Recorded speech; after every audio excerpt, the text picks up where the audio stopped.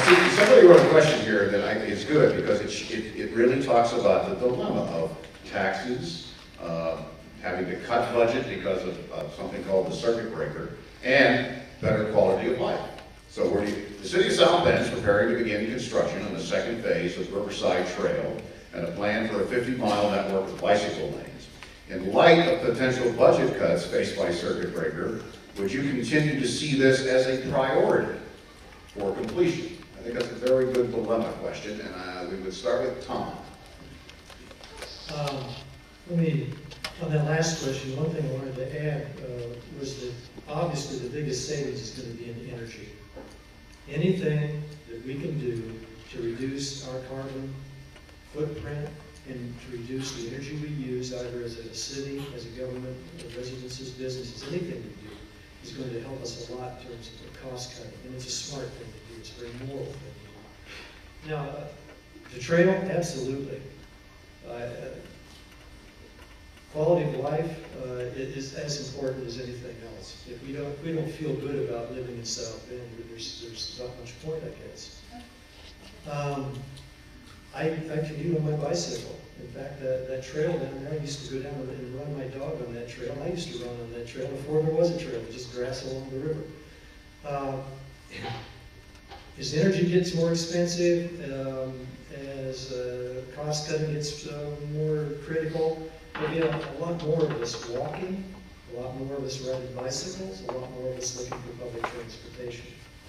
I think having interconnecting trails, which also, by the way, will connect with the bike lanes, is a perfectly sensible thing to do. Thank you, John. Well, again, look at the dilemma. I'm not saying that a bike trail is, a waste of time. Nobody believes that. But the dilemma. But here's the point, Mike. Quality of life is about standard of living. It should be applied across the city to all neighborhoods, all citizens, not some. I don't have a problem with bike paths, but I'll tell you something. On Kenwood Street and on the west side, they don't even have sidewalks. Quality of life deals with a standard of living. Standard of living deals with wages. And I agree, Steve, that you brought some good jobs to the south side, but they're retail jobs. They pay $7, $8 an hour. 8 times 8 is $64 a day. And you live on $64 a day. You have not spent the time, and I will spend the time aggressively pursuing companies and jobs that pay $15 an hour or higher. Because if we can raise the wages in our city, we will all have a better quality of life. People are losing their homes. As I walk these streets, I see these vacant homes, and people say, I lost my home because I lost my job. I can't make it on $6, $7 an hour. Quality of life, strong economy are equated. Those two things go together. And under a Manigault administration, we're going to be very aggressive in pursuing good quality jobs to have a strong quality of life in South Bend. Thank you.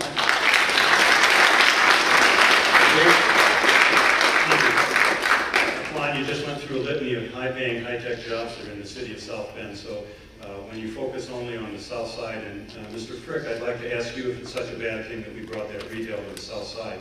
I think it's been important for South Michigan Street as well. But we have great paying jobs in the city of South Bend and Blackthorn, thousands of great new jobs that pay well and will continue to. To the specific question of Riverside Trail and bike lanes, absolutely yes. Riverside Trail and other Riverside trails throughout the city for a number of reasons. One, we've been able to get federal dollars to support it, so that we're paying 20 cents on the dollar to put those trails in place with local tax dollars. We're using federal tax dollars to do the rest of that. I think that's a great investment for our community. It's raising values of housing near there. It's bringing people together as a community. The bike lanes, again, will attract and make it more convenient and safe for those who choose to ride their bikes, as my older son does. He doesn't own a car, he rides only a bicycle. We expect that as well, it will help us to be a more welcoming community for young professionals who are interested in these kinds of amenities in our community. So I think it's very important for us to continue that investment. We actually look to acquire the old short line railroad that would take us across the river and tie it to the East Bank Trail up by Holy Cross College, but also reach into the west side and make connections with parks and neighborhoods there. Thank you.